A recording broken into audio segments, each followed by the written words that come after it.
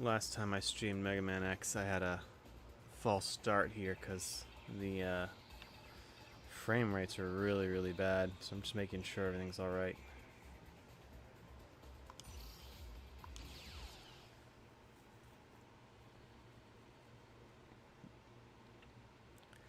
This time, though, taking things a bit slower, making sure it's all good.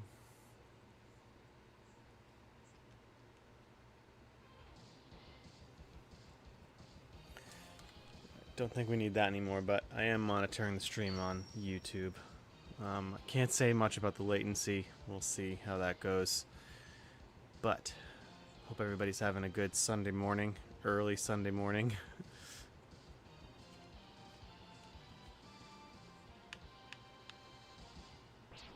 Got to input our password, which is just loading the game. I sort of miss passwords. Those are good times. Alright, so we've destroyed a number of these robot masters. Something I didn't know about. I remember discovering this as a kid, but like, if you go to where is it? Spec here, you can see different stats for the bosses. Launch Octopus, 7.8 feet tall, 314 pounds.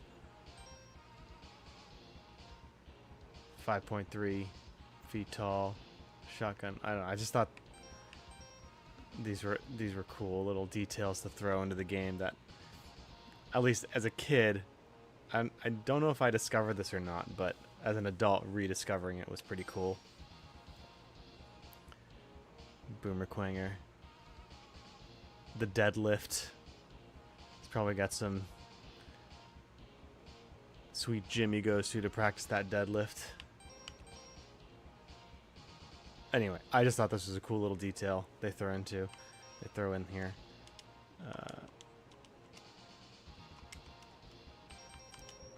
Stage, you get the pick. This is the default one, picture, and then the map.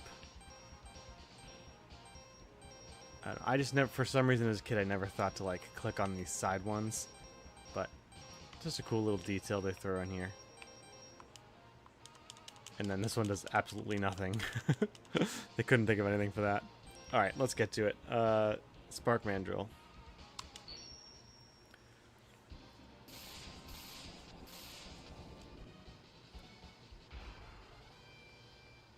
Undoubtedly one of the best video game soundtracks of all time.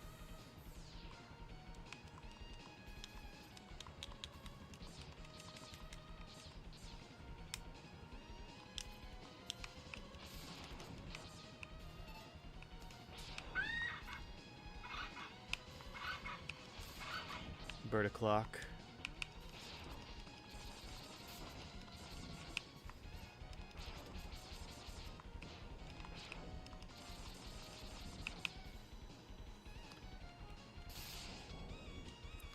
Using my boomerang here. So always I felt was always a little finicky. Yeah, I gotta get to go down.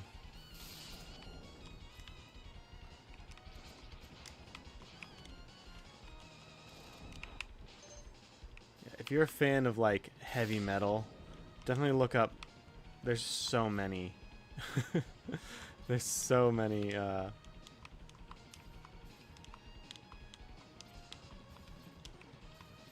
heavy metal renditions of this particular track right here.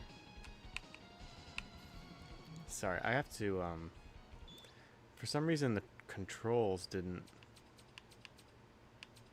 stick last time. I don't know why. I do have to change them again.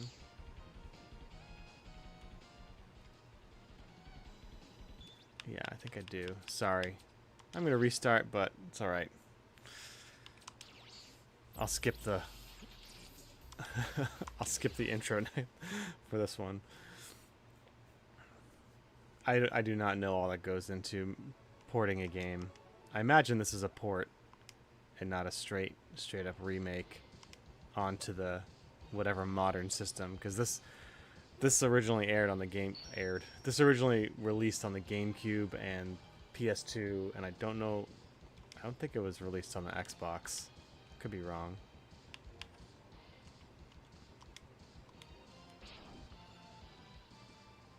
Okay, yeah. So shot, jump, dash. All right, that's all I wanted to do. Kind of weird that that doesn't save.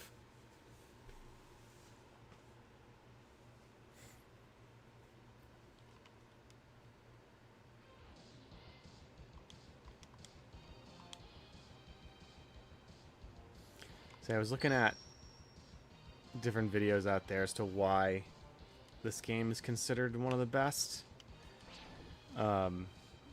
Even by today's standard, sorry. Of course. Hit the wrong button there. Even by today's standard, it's still, I feel it still holds up in its gameplay, which is obviously the most important aspect of a game. Okay, let's load before I try to make any profound arguments here. All right, here we go. Spark Mandrill. Oh yeah, so okay, so why is this game one of the best? Well, I would say, obviously, in its length, it doesn't measure up. Because, you know, this is my second playthrough, my second stream of this game, and I'm already done with 8 Robot Masters.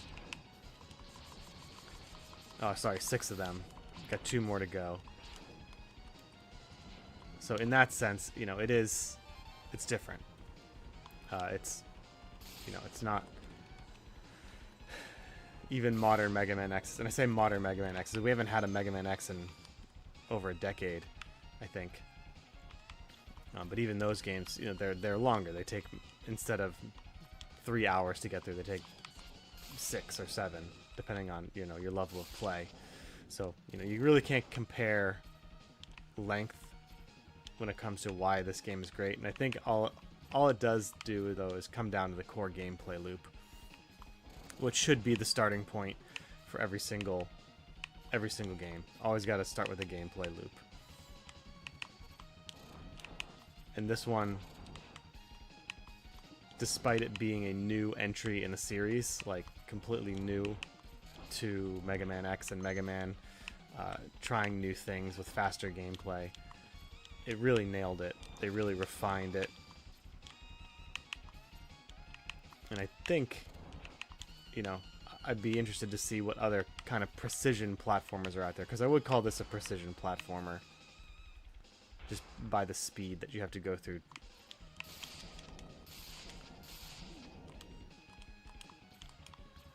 The gameplay here.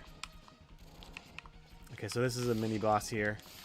He's not shooting anything because I beat Storm Eagle, which I believe when you beat Storm Eagle, the lore is that it crashed into the power plant, I think, which makes it so that this mini boss doesn't have any electricity, or the level itself have any electricity.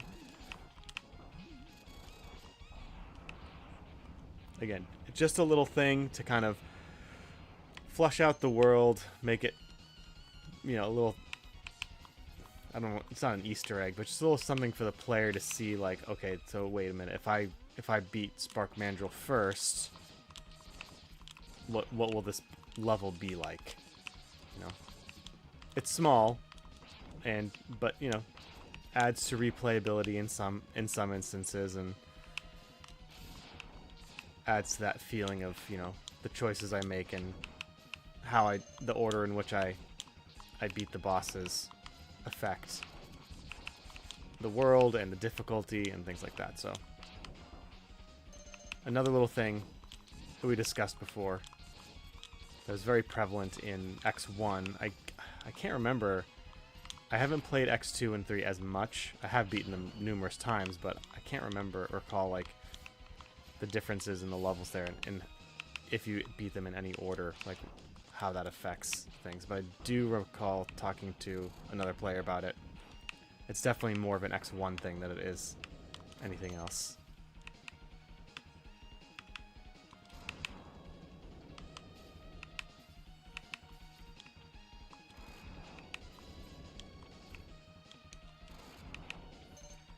But ultimately, when it comes down to that question of like, why is this game so loved by people, I don't think it's just nostalgia.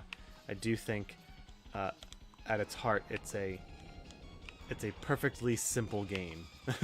It's pretty simple. It doesn't try to do anything super duper extravagant. It does what it does really well, and what it does is give you simple gameplay. That's really, really well done. Simple gameplay, simple story. Excellent music. Wouldn't call that simple. But more on that in a second. Alright, this is Spark Mandrill. We could do this the easy way or the hard way. I'm going to do it the hard way just because it's more fun.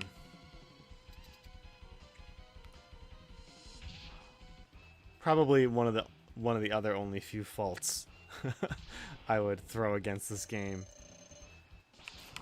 were I so bold to make such a claim, is that when you use the like required, not required, but the weakness of a boss, it becomes pretty much a cakewalk. Like, I can stun lock Spark Mandrill here, and that's the same with other bosses as well. I think in later Mega Man games they made it so that you didn't have to, that wasn't much of an issue. Like, even if you had the weakness of the enemy, you still had to have some measure of skill, at least in the Mega Man X4, 5, and 6, I believe. Anything past X3, I think. But yeah, in X1, 2, and 3, if you have the weakness of the boss, you can take him down quite easily, which I would nowadays I would attribute that as a fault. But, you know, as a kid, you're trying to figure it out. You don't know what the weakness is, so you kind of just go in blind and you have to figure it out. So the discovery of the weakness of the Robot Master is more of like a reward to make it easy, rather than what you're actually supposed to do, because I don't think there's any way to kind of figure that out other than trial and error. So, you know, if it's your first time playing a Mega Man X, you're gonna go through the Robot Masters probably in the not optimal order, and discovering the weakness is more of like a reward rather than this is what you're supposed to do. Whereas in later Mega Man X games, it's more of a necessity but doesn't guarantee victory, I don't think. Alright, last one, and this is my personal favorite growing up, Armored Armadillo.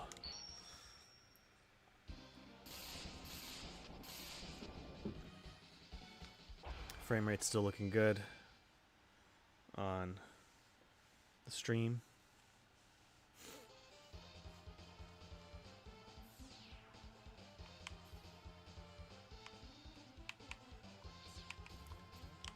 Okay, and in this level, we're gonna spend a little time here.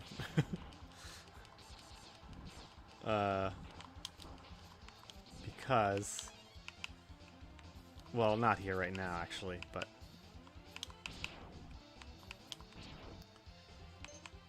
we do have to go around and collect everything just to make sure that we got all the E-tanks and things like that, because we have the super secret thing that I'm not sure is a super secret anymore that everybody knows about, but I'm gonna do it anyway because it's been a while since I've done it. This enemy right here is a nice little callback to, I believe, Mega Man 1 and 2. This bat enemy, I believe they're reused in the first Mega Man X games. Anyway, I'll explain this again when we actually attempt it, but I think you can get max 9 lives in this game, and we got 6. Okay. In this stage, at the very end, just before you, for anyone who might not know this, for you youngins out there, if you go down the last section of the level, and there's a big jump, you're on this like roller coaster thing, and you reach this ledge, you touch the ledge, and then you drop and die, and you do that 8 times, and then come back on the 9th attempt. There'll be another capsule there, and if you go into it, you see Dr. Light, and he's dressed in like a karate gi, and then he gives you the Hadouken, and you can do the Hadouken combo, which, if you don't know what that is, you should know what that is as a gamer. But basically Ryu's signature move from Street Fighter, and Mega Man will do a Hadouken, and you can only do this move when you're at full health. And if you do it successfully, and it connects with any enemy, it will kill them in one hit, including Robot Masters, and I'm pretty sure including Sigma.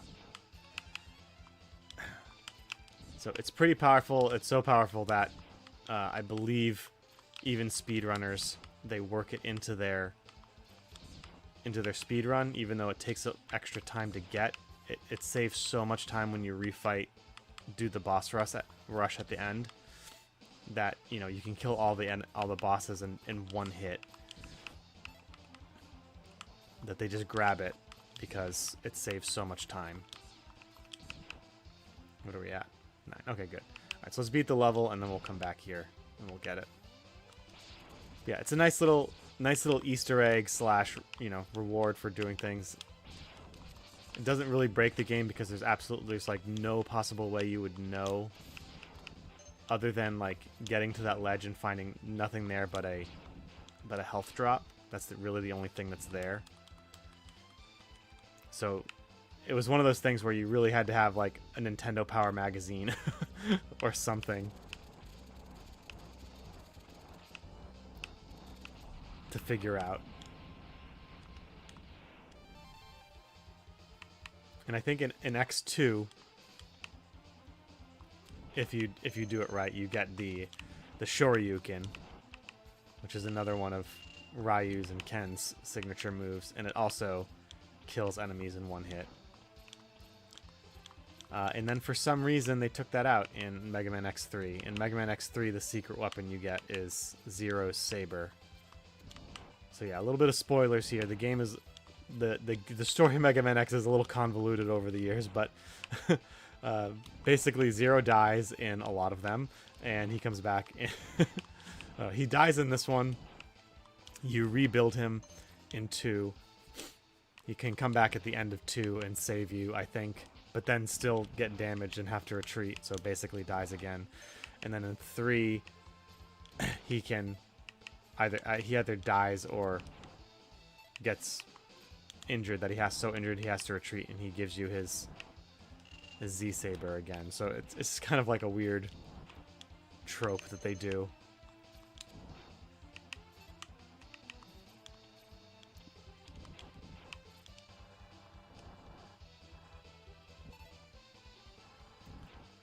To kill Zero over and over and over again.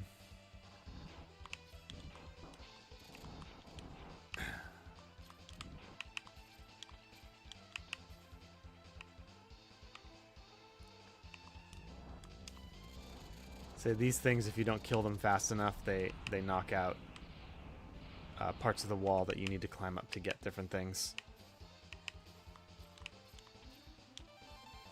So like you can get that by outrunning it, but actually no, that one starts too far ahead. So also that thing I believe is a one-hit KO.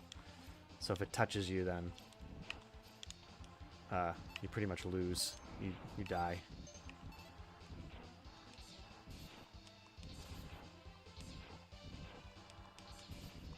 So this part right here. So what we'll do later is we'll go like this. Well, not like that. But I think you have to get up here. You have to land up here. So you have to kill all those guys. Grab this, and then you drop off the edge and you die. All right, so this is another boss with a really cool interaction with a weakness that's not Cutter, which is, I don't know, it's kind of weird that they put this in, but Armored Armadillo, one of the harder boss because he moves, I think he moves the fastest. And he also has usually invincibility frames apply to after a boss gets hit, and he has those, but he also has armor, which he can do that with. And then he's only vulnerable at certain moments. But if we use Spark, because metal and electricity don't like each other, he gets shocked. And I get a little achievement. And then he's much easier to fight. Like, I can hit him anytime. Whereas before, I wouldn't be able to hit him during that. And he's still weak to this, too.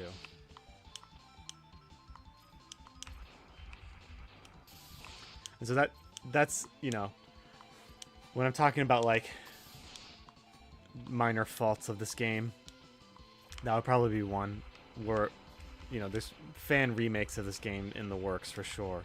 And I'm sure they're going to be much harder. But, you know, as a kid, as a kid playing this game, this is fairly difficult. You know, you still haven't built up the fast twitch thumb muscles that you need to beat these bosses. So I understand that there is a little bit of nostalgia at play when it comes to like why people love this game, but again, just because a game is simple and is not particularly difficult to certain players doesn't make it bad. It's just an aspect of the game. And for its time, this game was incredible, and now I'd say it's an absolute classic that I think anyone who wants to develop a game needs to play this. Cutscene. We moved to Sigma's fortress. And his war against the humans.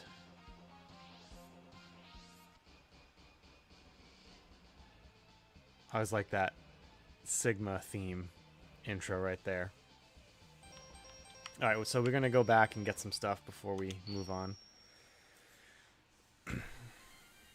Got to get the health tank here.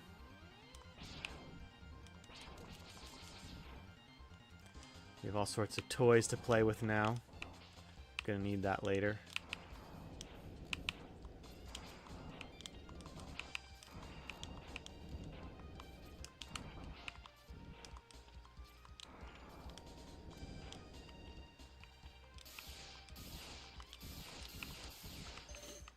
And something about all Mega Man X games do this, which is, I think, probably the greatest strength of the series, is that it's kind of like a Metroidvania in that when you unlock different abilities, different paths open up to you, and I believe later Mega Man X games do this more, but at least in the original Mega Man games and the Mega Man X games, it's like when you unlock new abilities, the shot moves in different ways.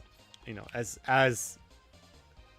a traditional or way of the Mega Man design is that he can only shoot forward. It's not like in Super Metroid you can angle up or down, or in later games where you can shoot pretty much in any direction. And so because of that limitation, which was either, I don't know if it was due to hardware or software or whatever, they just decided to always keep it like this, and the weapons themselves enable you to have greater range of fire, which is kind of a cool way to make them useful. And so, depending on the situation, you want to know what each weapon does, why it's good, and when to use it. And I'm sure that there's some that are, less useful than others, but it does have you, when you replay levels and things like that, it has you go through it and think like, okay, how can I use this to my advantage here? It adds a bit more depth and a bit more thought rather than just going through with the Buster, which you can definitely do. You can just go through with the Buster. It's just going to be more difficult. I mean, if you're a Mega Man fan, you know a lot about the series, you'll know that in Mega Man 2, every boss for some reason is weak to the cutter. The little, like, and that is one you can aim anywhere. For some reason they just they put that in the game, and you can aim it to a degree. It shoots in 8 different directions depending on what button input you're doing, and for some reason it also does like a ton of damage to like 6 of the 8 bosses. Okay, I think I got that one. This one, we need to go to Boomer Quanger.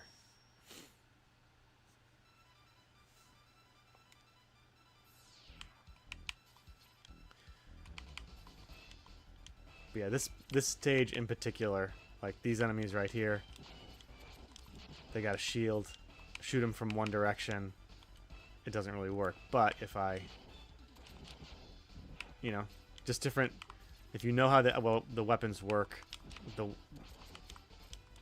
adds a bit to the stage to make things easier to get through.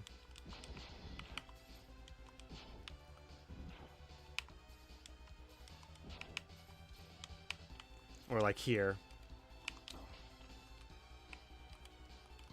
if I don't want to deal with these, you know, just charge up and go right through them. Can't get hit.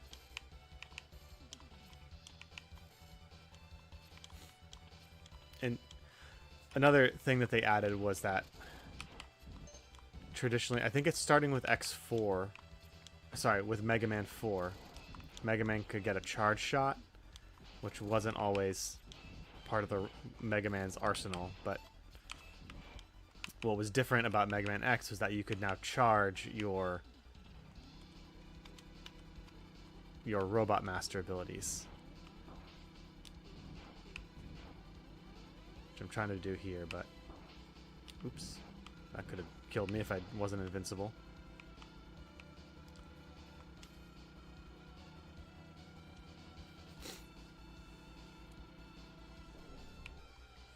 And something that they did in the trilogy of X1, 2, and 3 is very similar to what they did with a lot of games. Like another trilogy that everybody knows and loves is the Donkey Kong Country trilogy. And basically, it's almost like as if each trilogy is like one game in and of itself by the way it progresses. Can I not?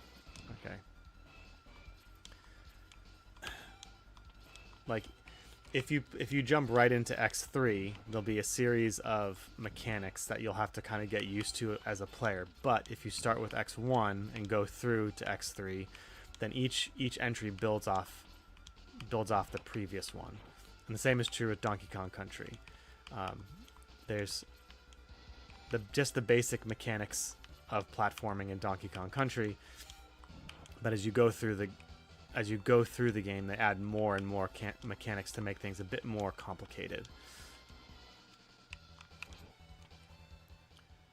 Which is a nice way to, you know, make things build off each other.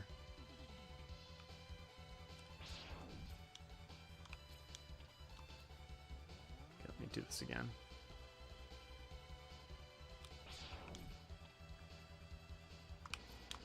Yeah.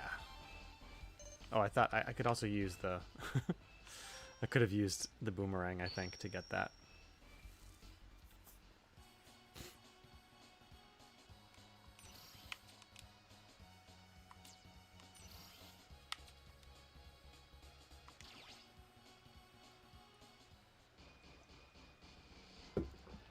Alright, Sing Chameleon, we gotta go here.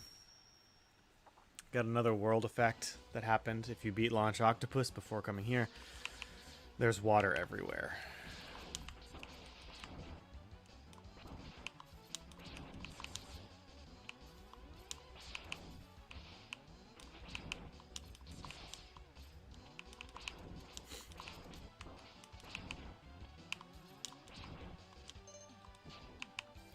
So we go down here. And now we can do this. Get that. And then leave.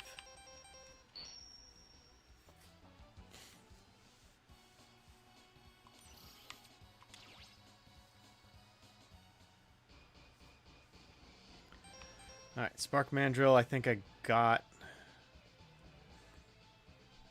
Did I get the heart tank here?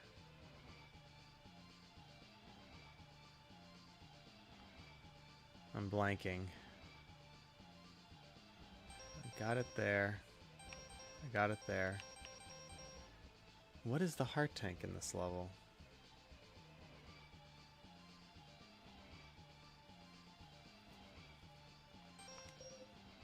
I wish there was a way to check, but we're going to go back in a second. The E-tank is on the right side.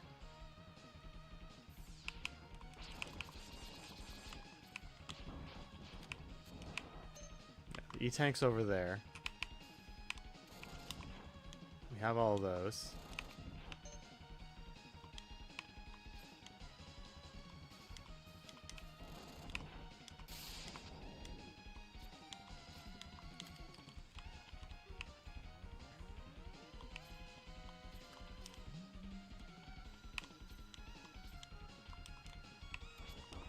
See, they're throwing these ostriches to stop me from just using the shield.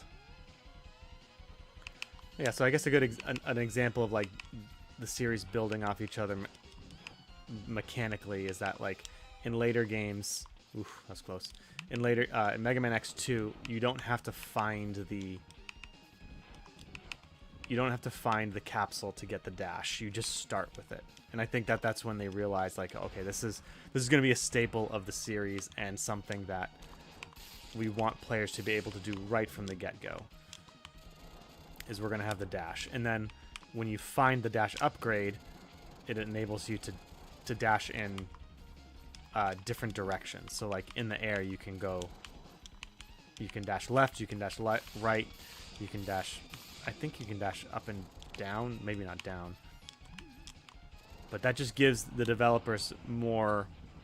It gives you, the player, different angles to be able to jump in different directions, but also gives the developers different scenarios in which they can place you so that you have to use that specific jump to get there. You know, it's like if the developers are like, okay, we want to both increase the mobility of Mega Man, but also at the same time have different situations we can put him in which the player can use this to figure out. Let's add this mechanic where he can jump in multiple directions. And, you know, that new feature is not just like a one-time thing you never use. It does so much to increase gameplay. Oh, look at that. I totally missed that.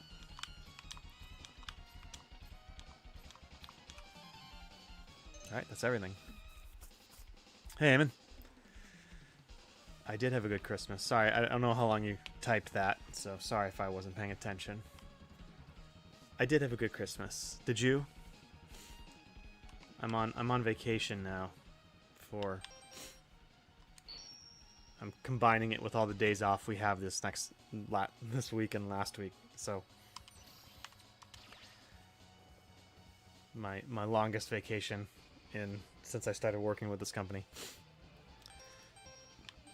Alright, so now that we have all the heart tanks, which I believe we do, hopefully I won't make a fool of myself here, we can get the Armored Armadillo Hadouken. So we just got to get to the end of the stage, and then we'll... Oops. That was close. And then we'll do it here. No, unfortunately, no 24-hour stream here. Maybe someday when, like, something happens and my wife's like, I'm taking the kids to this thing, you stay here. No, don't get any 24-hour streams. Not yet, at least. Maybe someday, when I'm a senior citizen. making content for all the other senior citizen gamers.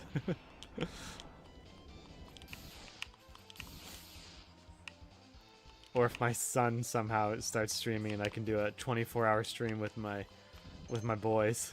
That'd be fun. We play a 4-player game. When they're old enough, what we'll do is I'll get all my kids together. We'll get the original Xbox and we'll do a 4... Oh no, we can't do 4-player co-op. We'll find a 4-player co-op game. And we'll do that.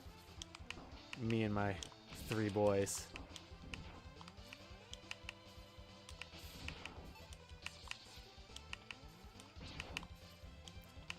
Should've just used...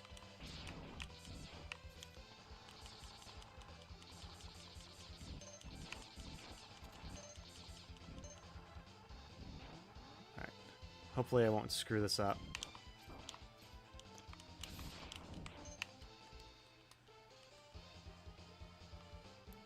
Fortnite family stream. You know, I've never played Fortnite. I never had the desire to do that. The whole building thing was pretty fun to look at, but I never just tried to get into it. I will say it is becoming like Ready Player One. Has that feel to it.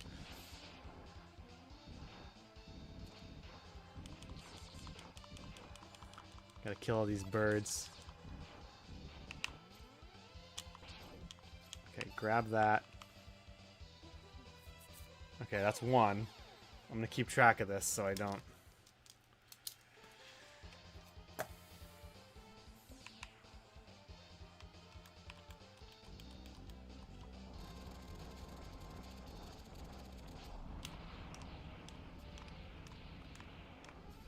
Dash through all this. I don't really know what the best weapon is. No, that's too slow.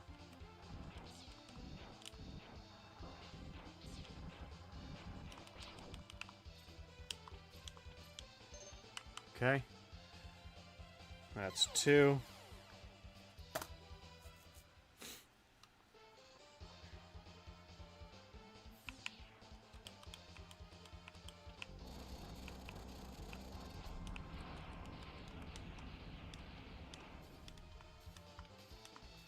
I wonder if the roll shield can protect me.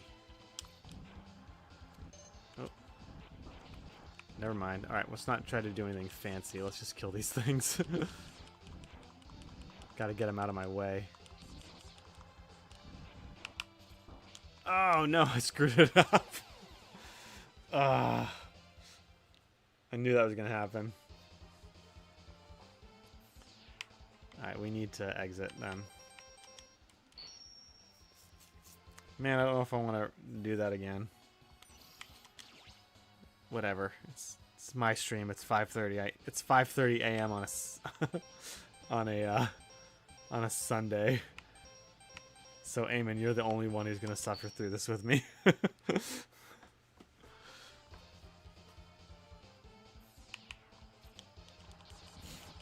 Where's my bat friend?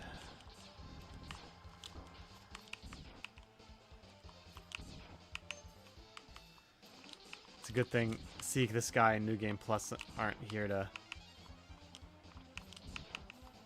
to disappointingly critique my gameplay. Oh, nice. You get anything good for Christmas? Any cool new games?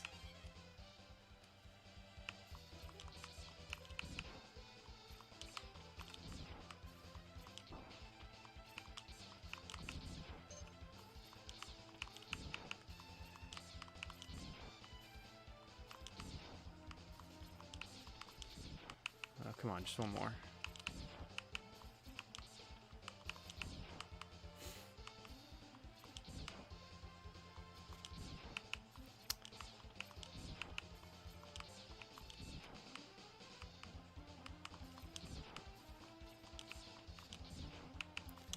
Do I have 9? No, I need one more.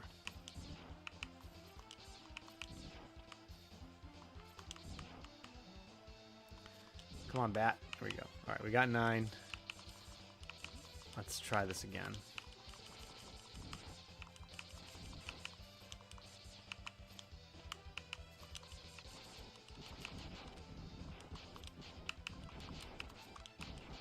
Don't really have to worry about wasting energy on things.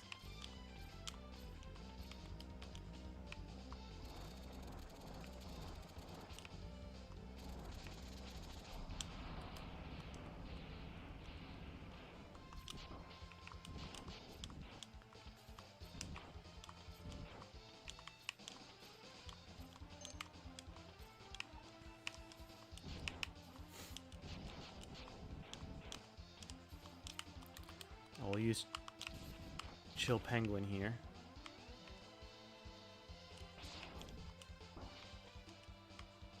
Whee!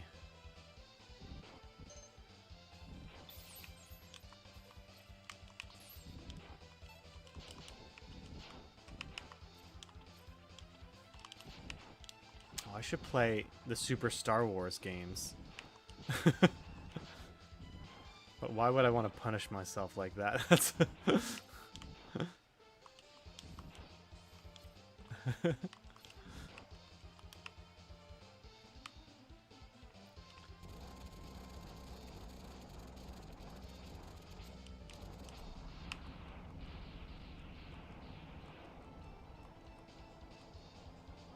Oof, gotta get that out of the frame. I wonder, I am going to try. That should be able to take all of them out. I want to see if there's an easier way to do this.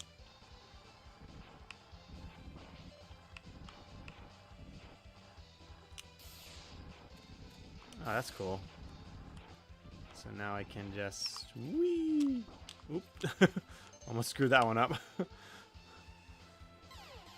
Alright, 1.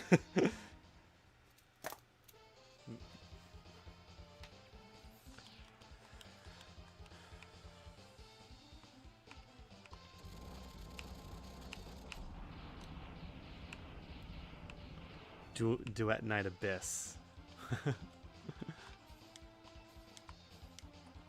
There's so many games out there that I just... It's so hard to follow them all. And here I am playing a game that came out in 1993.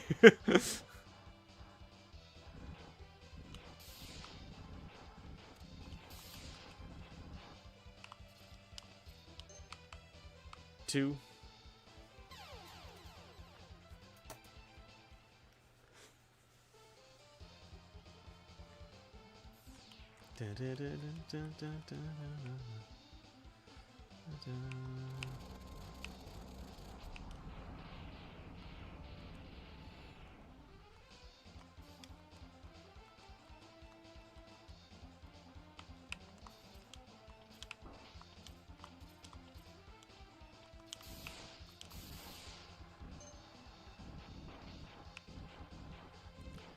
Okay, just gonna get a little closer to these guys and then bam.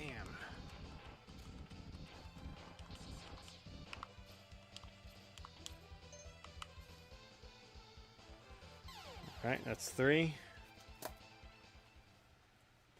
Totally won't absorb your life. I got my nephew Hades with the approval of his dad. He's 15 years old, and I got a text from him saying he loves it and he's been playing it all day, and that was like at 6 p.m. or something. I'm like, okay, I'm a good uncle. I got him an addicting game that he can play, and I know his mom is not not always thrilled about screen time, so I have no regrets.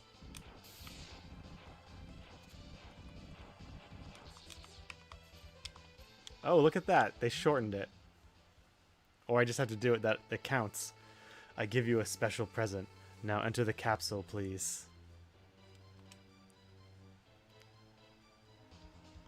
See, stuff like this, we need more of this in modern games. Like, secrets that are almost impossible to figure out, but if you do, it feels really cool. And you don't and you can't buy them.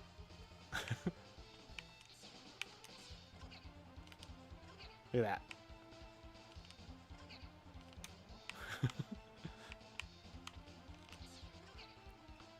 Like, the lightsaber you could get in Resident Evil 8. That shouldn't have been something you could pay money for and buy.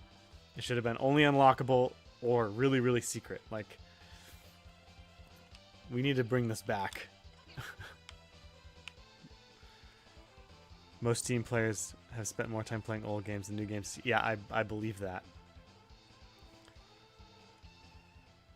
Now we have the Hadouken.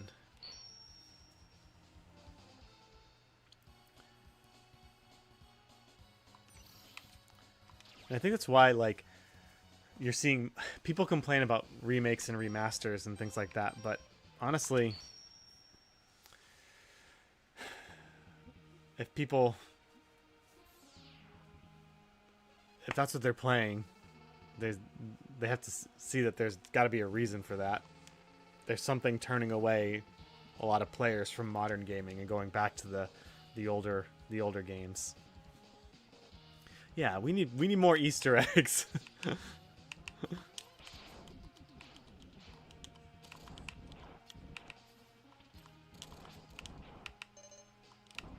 Now we'll see how many times I can actually pull this off in a fight, because you do need full health to do the Hadouken. This part, as a kid, was really annoying. And it's still annoying now, even as an adult.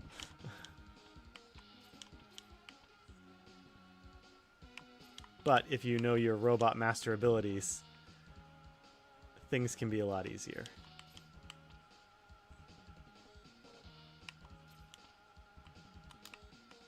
Right, touch that guy, get rid of it.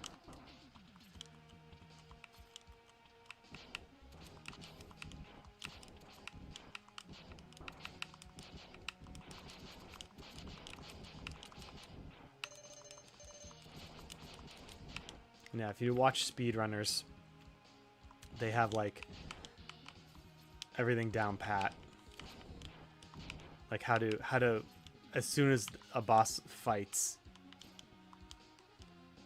as soon as a boss fight starts, they know the exact set of movements you need to do to like get them in the right place to use the Hadouken. The classic scene.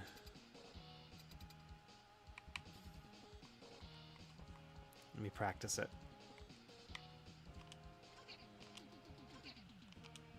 I love that.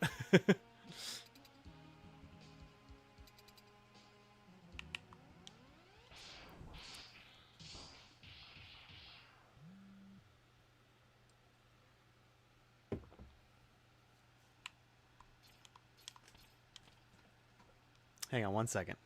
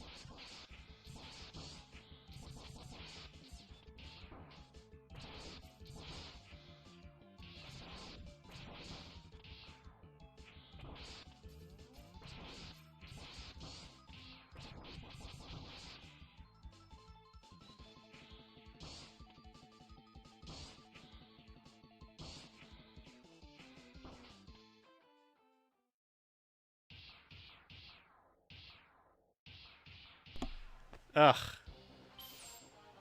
I was talking this whole time and it was on mute. Maybe, but I'm not through with you yet.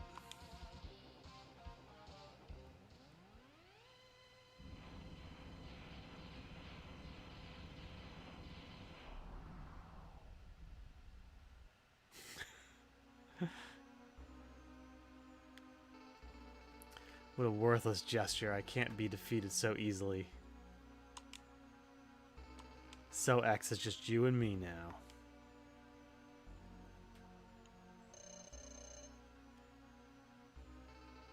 What the? Where did that energy come from? It really doesn't matter. You're still far too weak. Prepare to be terminated.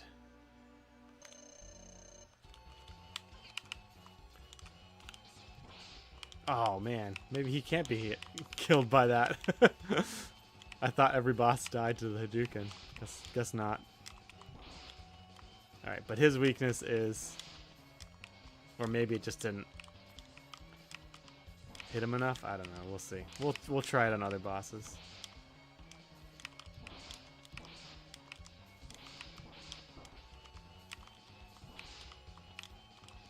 I always liked Vile because he looked like Boba Fett.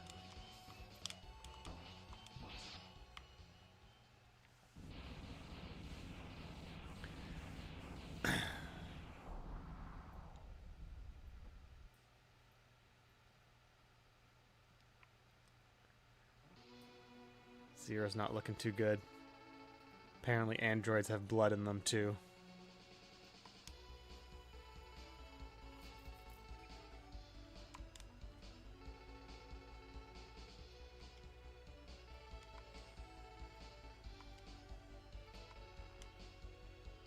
See, I know that Zero was supposed to be the main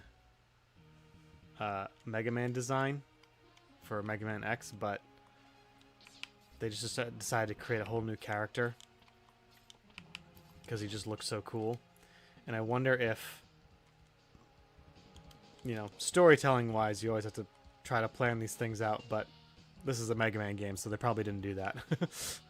But it's one of those things where it's like, were I to write this game, you know, putting in a character that everybody loves and then killing that character off is a great way to like raise the stakes of the story.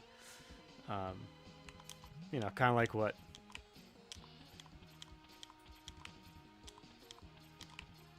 Lord of the Rings did with Gandalf.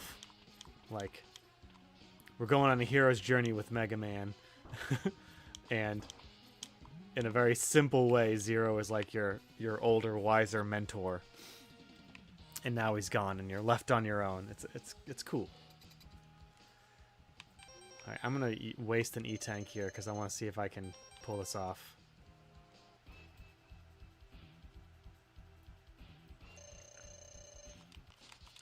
Yeah. No, yeah, he's not dead. He is in the sequels, and I think it's because they realized, wow, this character is super popular. Everybody loves him. There's no way that we can get rid of him, which is understandable. You know, he has his own character moments and character arcs throughout the series too. So he developed into a good character in his own right. But I'm just saying that like a great storytelling mechanic is to get your audience to love and respect a character and then kill them or get rid of them. It's a great way to kind of, one, raise the stakes, but also like from like just a feeling perspective. You know, X is now alone, so it adds to the emotions of like it all depends on you now. Zero can't help you, even though he like saved you once, helped you again just a second ago, but you don't have that like, what am I trying, that like safety net anymore. You're like, I know it's a game, but it just it matters, okay? It changes the feel of the game.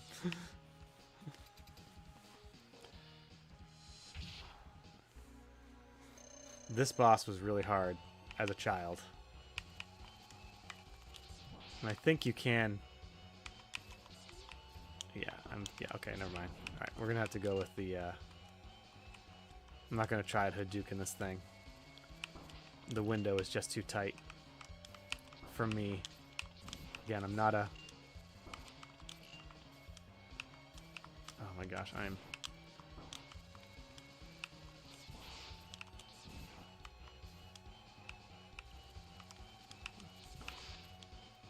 This is one of those bosses where normally I would complain about having to wait for like that opportune moment to hit them, like you don't control the pace of the battle, but because of the way the rest of the design of this boss, you're not really thinking about that as the player. You're too busy dodging these little spiders or trying to work out in your head where exactly he's gonna land. And so it's like if you're going to make it so that the boss has a tiny window and the player can't control the pace of the battle, this is how you should do it in a general sense. You shouldn't obviously make it exactly this way because that would be weird, but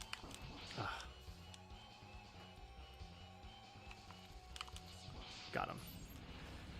But that's the way to do it. You want to distract the player enough so that they don't notice that they're having to wait. They can't put down the controller. They can't do all that stuff. It's probably, I think, one of the best designed bosses in the game. In a game with great bosses.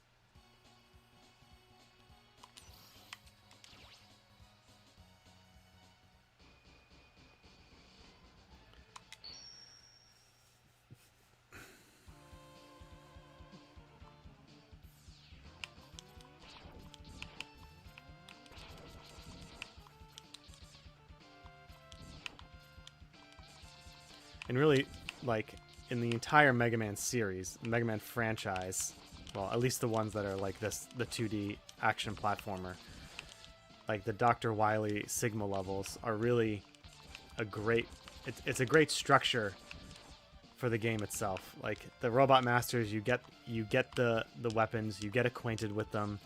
There's incentive to replay the levels to get everything you need.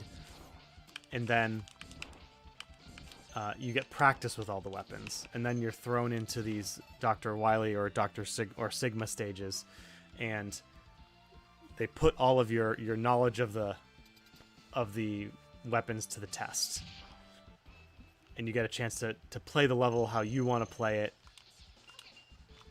Oh man, okay.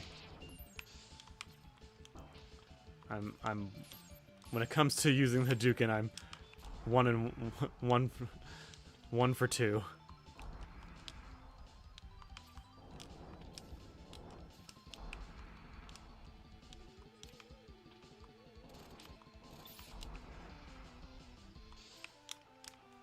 Maybe we can. Okay.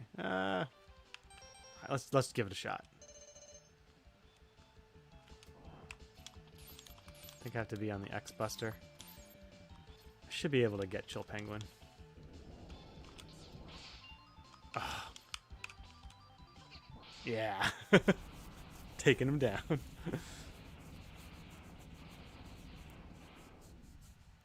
The few times you were handed a control. Were you the kid that, like, you go to your friend's house and then your friend's the one that plays and you just sit there and watch?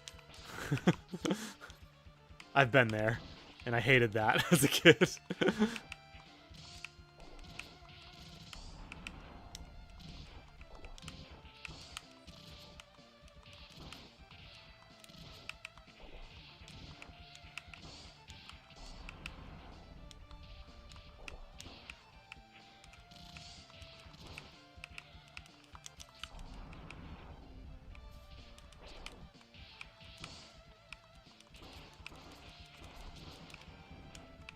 Probably save that. This is another one of those sections where knowing the right ability is really helpful, unless you do that.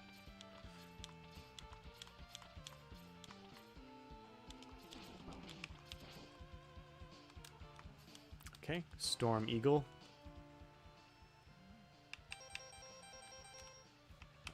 Maybe I can get some health from these guys.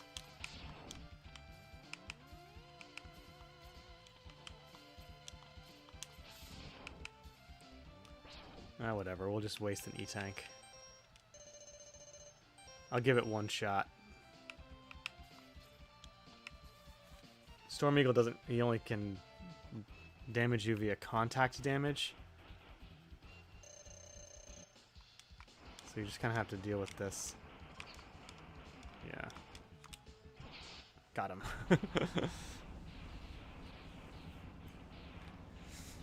Good. Multiplayer games are good.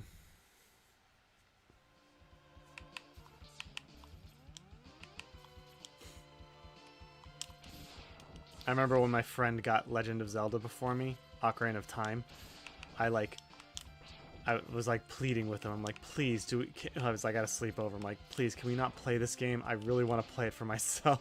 But he's like, no, I really want to play it. So I sat there and I watched like a little bit of it, and then I like refused to watch anymore. I literally went to bed early at a sleepover in middle school, which is like unheard of, because I did not want to. Sounds like a bad thing to do it for as a friend, but he is still one of my good friends. You know, I've had my share of moments with him as well, so can't really blame him. Terminal montage is something about the Mega Man series.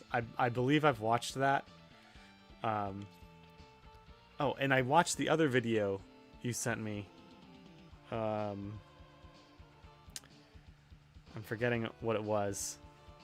It was, oh yeah, it was the Fallout guy on Caution. I talk about that in, I think, my last Mega Man X, sorry, my last Metroid live stream. So I do watch your videos, Eamon, that you send me, and I appreciate that. So keep them coming. So you can't actually use the Hadouken on this guy, but it's, as you can see, it's a little tricky.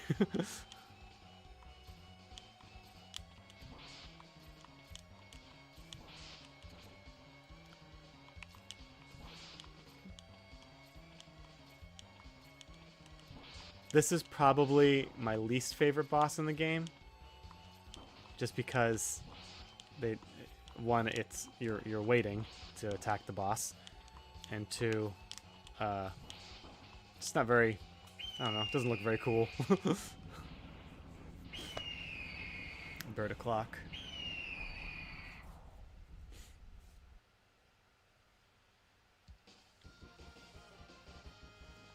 Da, da, da, da, da, da.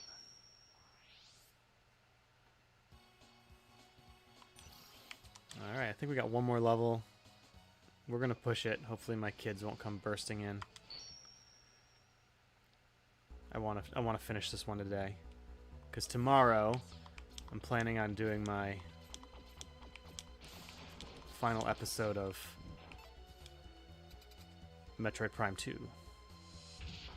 Okay, this guy's gonna be a little hard to... Oh no, it's Armored Armadillo.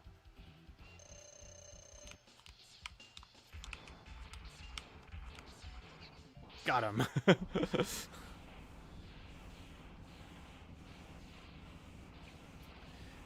The video highlighted the difference in generational game dev mentality. Older devs loved having their name and responsibilities on the whiteboard so they could clear it, while newer felt threatened over it. Yeah.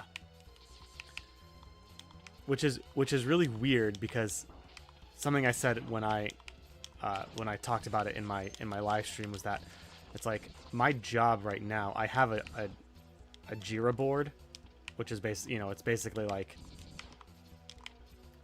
has my name next to my tickets, and so everyone can see what I'm supposed to be doing, and they can check who made this mistake or who did that. So I don't really understand why that felt so threatening to some people.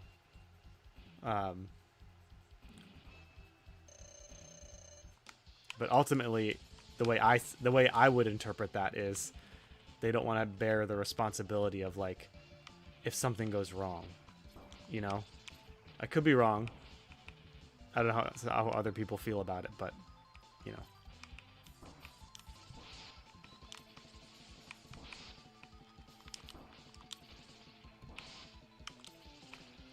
Oh man. There's a way to, if you do it just right, you can stun lock this guy. Sting Chameleon. Yeah, there we go. Like that. See, stun... If you program in a stun lock for your boss, okay? Or if you know that it's possible, at least make it somewhat skill-based. Like, the player has to execute something a little complicated or a little tricky in order to make it happen. Okay? With Spark Mandrill, you can just stand there and shoot him over and over again with his weakness. Whereas that one, you kind of have to have a little bit of timing. You have to know like the boss and what they're gonna do. So I mean so that one I would give a pass. Otherwise, you create what's known as a degenerate strategy, which is basically like a strategy that's so OP or so overpowered that it doesn't make sense not to use it. And it kind of can make the game too easy. That's otherwise known as cheesing a boss. Alright, Spark Mandrill. Alright, he's gonna rush me first. I don't know if I can get it off quickly. Nope, I was wrong. Alright, whatever. So like this, yeah. Speaking of Spark Mandrill.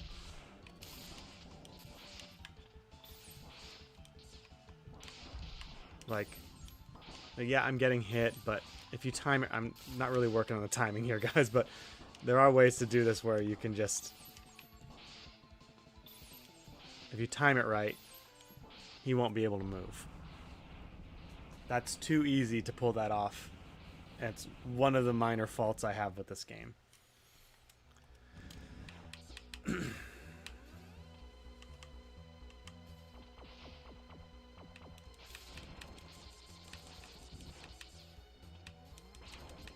It's all about that balance between difficulty and ease and anxiety and pleasure. I'm thinking of this in my mind. I'm thinking of this flow chart to get basically a flow chart, not a flow chart, a chart that maps out like the middle ground you want to get to maximize gameplay enjoyment, or what's called the flow state.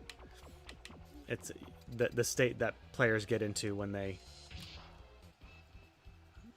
are just have that blank look on their face that everybody thinks it means their brain is being fried, but in reality, that's when the most brain activity is occurring, and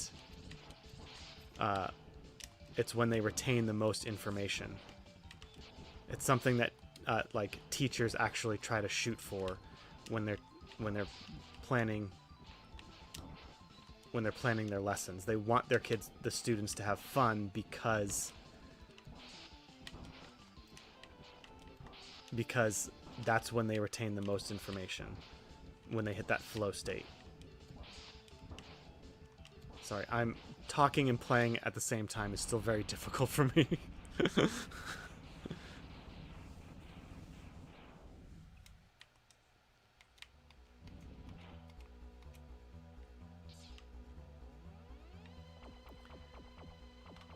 Stunlock bosses versus pure immunity to auto kill skills in Final Fantasy.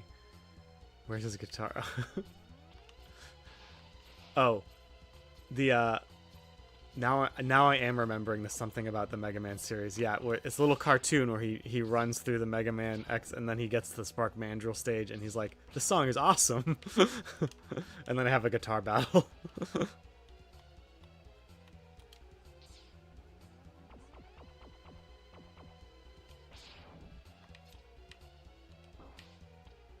See, why would they do that?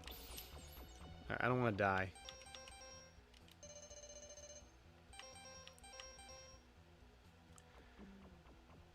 They learn an AI yeah, I mean, I've seen many videos on education in China.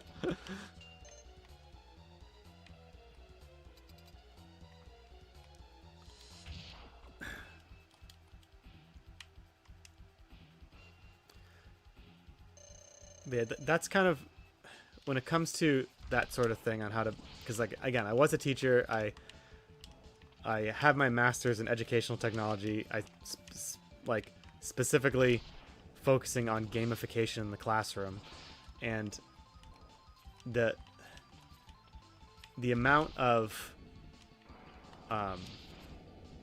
hate that video games get is it's so detrimental to what could be an like such a great tool for education. Like, and I think this needs to happen both from the video game developer end and educator end, because there haven't really been any games. Well, okay, let me rephrase that. Assassin's Creed does a great job of actually working in real historical facts and mixed with fiction. Like, you can learn a lot about the state of the different time periods in at least the first 3 Assassin's Creed games, if you just like play the game. But I can't really think of very many other games that do that well.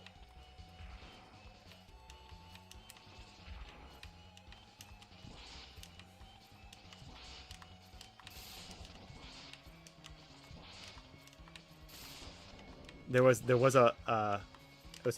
in education they call them learning management systems. It's basically systems you use in-house to keep track of your student progress. It's like an online grading book, but you can do a lot with it. And there was one company called Classcraft, and they basically tried to mesh RPG fantasy elements with learning management systems. So like you could program in stats for each student, and each student could choose their character and type, and boss battles were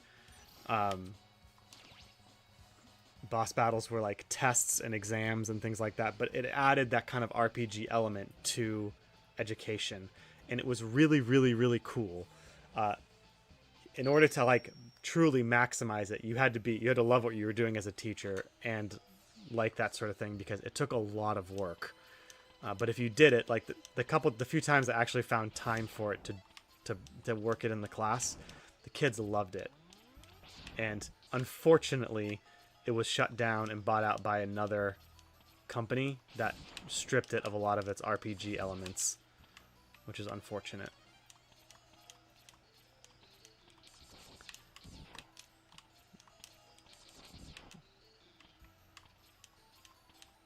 But yeah, it just feels like throughout my entire life, video games have been a scapegoat for a lot of different negative behaviors that kids can exhibit. And don't get me wrong, there's a reason for that. Video games,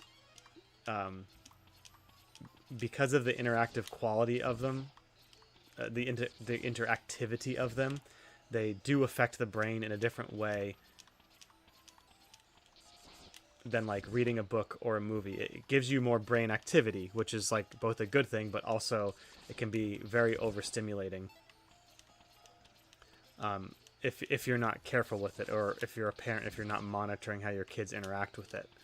So I'm not saying that none of the like effects of video games, the negative effects of video game are unwarranted. I'm just saying it's a different type of medium, and just like with any medium, you will find examples of how it can be good and how it can be bad. And I do think that it applies in different ways, even to things like books and movies. But the interactivity of games is what really makes them stand out. Now, what am I doing? There's an easier way to do this. We'll just do it this way. Honestly, growing up with the pure hatred teachers had for video games makes me think they simply couldn't compete for attention, and hated the fact that, yeah. Rather than learning about games and trying to gamify, they simply insulted it. Yeah, exactly. And that still happens today. There is a derision, there is a resistance, and a desire to only focus on the negative aspects of gaming. And then you have people like that author Sarah McGonagall, who she wrote a book called Reality is Broken, and in it she talks about how she used gamification techniques that she learned from designing video games to help her deal with depression. That doesn't work with everyone.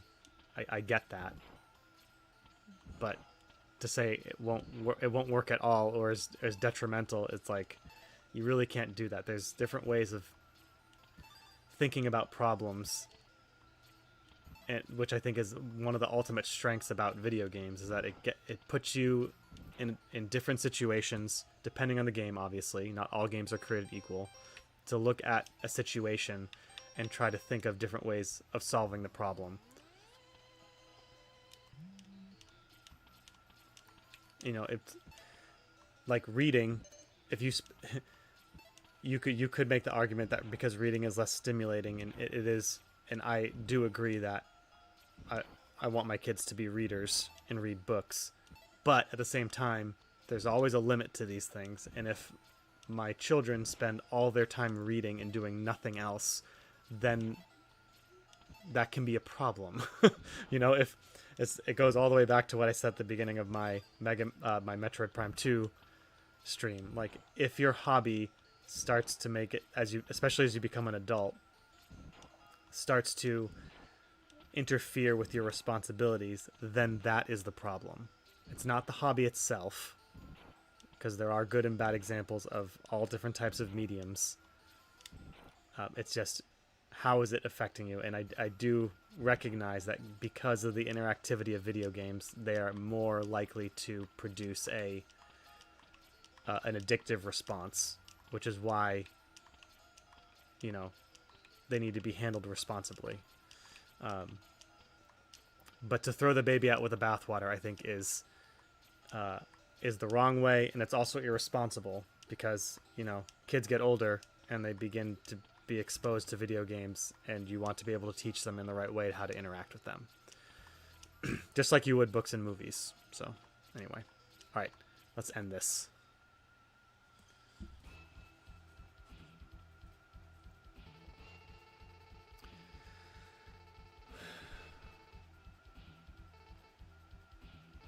Three-part fight here, taking down the dog.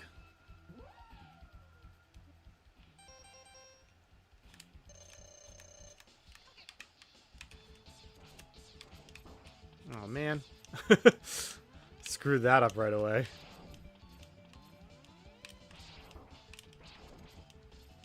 I forget what he's weak to. I don't know. I'm just gonna take him out normally.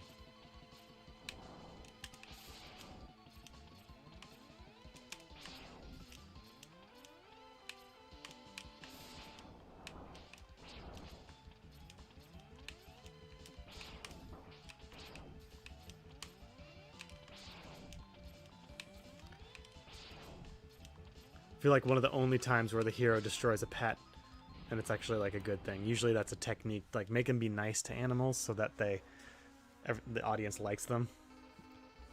But I guess it is a robot, so it doesn't really count. And it's not very cute. It's cool looking.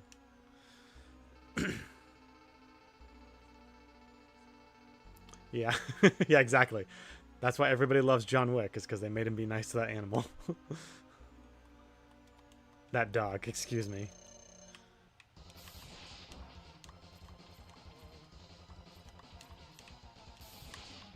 I always thought this fight was kind of uninteresting, because Sigma has such like an easy manipulated it's very easy to manipulate his attack pattern, which makes the fight kind of boring. And even as a kid I figured this out, so another little slight ding against this game, which is why I always describe it as a near perfect game. But it was the first of its kind, so I'll cut it some slack. I know subsequent Mega Man games are Mega Man X games can be very, very difficult.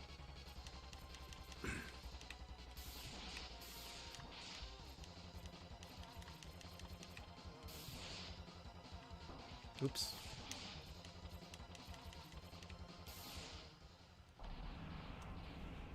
Another cool transition here.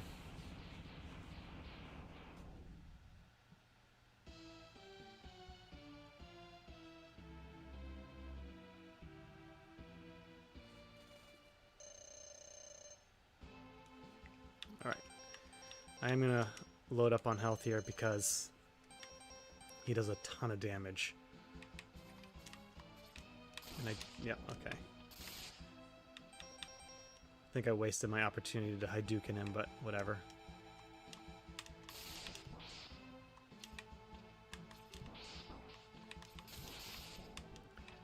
Classic Mega Man boss design where you can only hit him in one specific spot, which is really cool. Plenty going on. I'm controlling the pace of the fight. An awesome final boss. I wonder if I can pull it off now. Let's see. Nope. Maybe we'll try to get the last hit.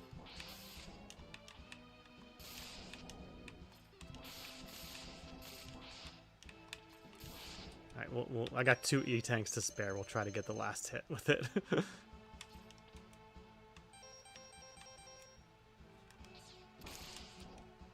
Alright, one more try.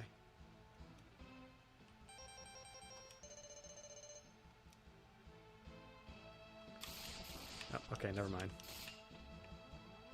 Let's just hit him with the X-Buster.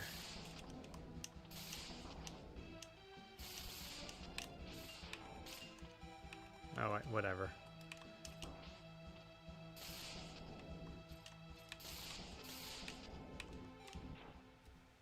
Boom. Done. Maybe I'll make this my Christmas tradition where I replay X or play a Mega Man X game or Mega Man game around Christmas time. No, it's not possible. I'm a Reploid. Can't be destroyed by you. Why, X? Why have you done this to us? Without the humans, my Reploid brothers could have ushered in a new age. It's okay. He'll be back in the next game, just like Zero.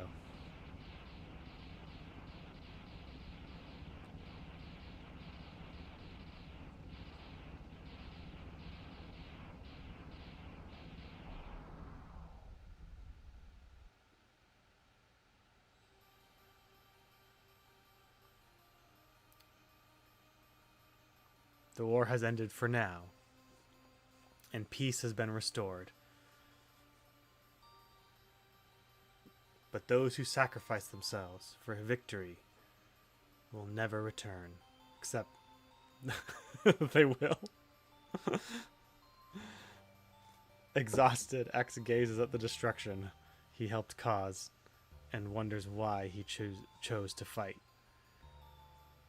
Was there another way?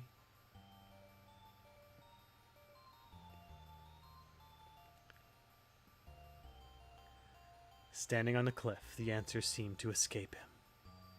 He only knows that he'll fight the Mavericks again before he finds his answer.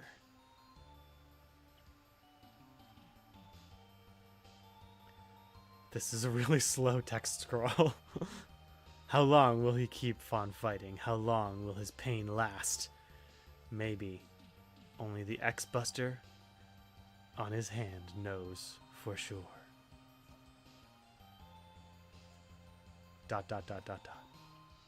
Pretty sure it should only be 3 dots for an ellipsis, but I could be wrong. My own game. Bongo Man.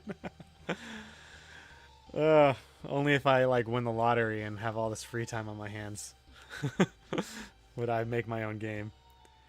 Whenever asked, even my favorite game, original Bioshock, isn't perfect. I don't know if there's such a... Yes. Bioshock is one of those games that's near perfect, I would say. That was fun.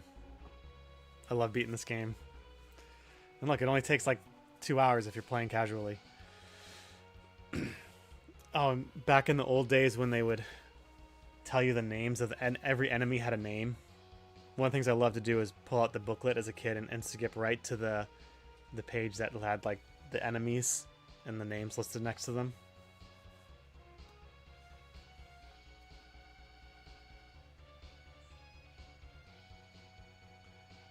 Planty, Ioworm, Axeman, Cragman, Boss Spider. The spider boss, its literal name is Boss Spider, BOS PIDER.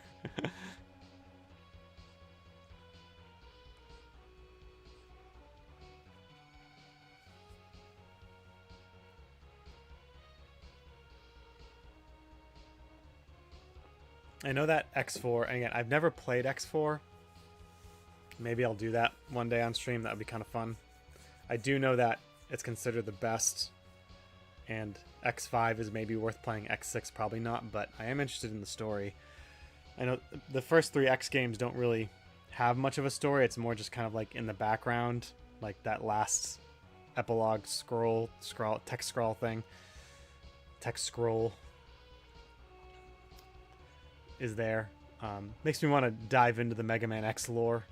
I know that they remade Mega Man X for the PSP, I think, called Maverick Hunter X, and it was 3D, 2D, and it worked in some anime cutscenes. So, we'll see. And you as Mega Man X.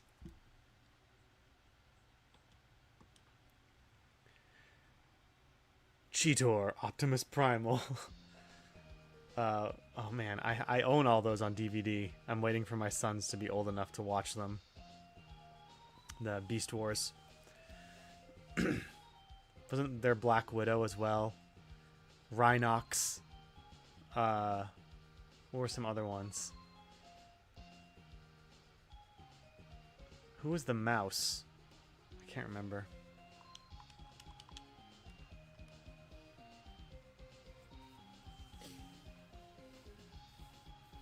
Man, games had such small development teams back then. I can't really fault them for having huge development teams now, given that they're so huge and the work is a lot. Not unless you want to spend 7 years building your sequel like Team Cherry did. But it seems to have paid off for them, so...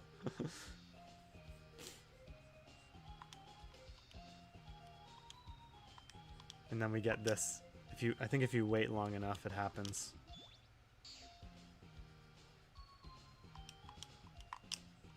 We'll see. Yeah, I believe if you wait long enough.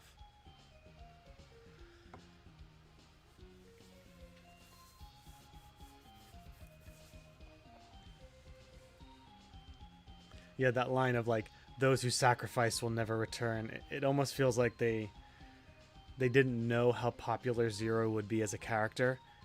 And then, here it is. You have won a temporary victory, X. What you destroyed is only a temporary body. My spirit remains intact, because computer programs have spirits. In time, I will find another body. I'll find other bodies strong enough to do my bidding, and I will return. I shall see you soon, X. Very soon. And of course, you defeat Sigma like 7 more times. Yeah.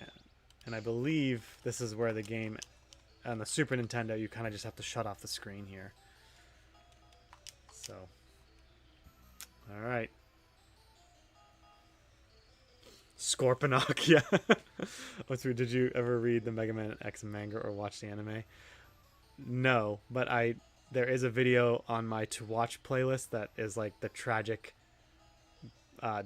lore of Mega Man X. So I am interested in watching it and diving into it. Maybe I'll just read the manga. But yeah, I did know that it is pretty tragic, and you kind of get that with the ending and just the world itself. It's not the game is not meant to be like cheerful. Yes, the colors are vibrant, and the bosses they're a bit more intense, and again, even the gameplay itself lends itself to like you have to focus more. It's not meant to be like just a casual like thing. It's supposed to be the boss is supposed to be intimidating. What little story there is serious. There's no jokes. Your best friend dies. Like, it's a serious game, so I think it meshes well with the vibe of the series. Even the classic scene in Mega Man X4 with Zero's scream of "What am I fighting for?" As goofy as it is, it fits with the tone of the game. Like a lot of the in the series, I believe, I haven't read the series, but you are basically killing your old friends. Like the Mavericks they were at once good guys. Same with Sigma. So I don't know how the newer games add to the tone of the series, but maybe I'll have to do that. Play through the rest of the series. Anyway, this was a lot of fun. Eamon, thanks for hanging out. Tomorrow is going to be the finale, hopefully, of Metroid Prime 2. So definitely tune in if you're awake. If you could design your own Mega Man character, Bongo Man, what power would he have? What would he look like? Well, definitely he'd have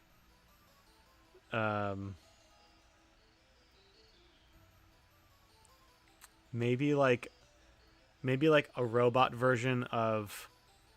Have you ever watched a Demon Slayer? You know how he fights this demon in the first season that has these bongos. So maybe like a robot version of him where he like uses sound waves to manipulate the gravity of the stage. You know what I'm talking about? Go, if you don't know what I'm talking about, go look him up. That'd be a cool way to do it. I think both fits with my name, is a double entendre on my last name. Room manipulating bongo. Yeah, exactly. Yes, that's it. That's what I would do. A robot version of that. I'm gonna use AI to build that. We'll see. He was an artist. He was, and Tanjiro showed respect by not stepping on his poetry. Anyway, we'll talk about Demon Slayer later. All right, thanks for hanging out, Eamon. Everyone else, thanks for watching. Tomorrow, tune in for the fun finale of Metroid Prime 2 Echoes, and then we'll take it from there. So, have a good day, everyone.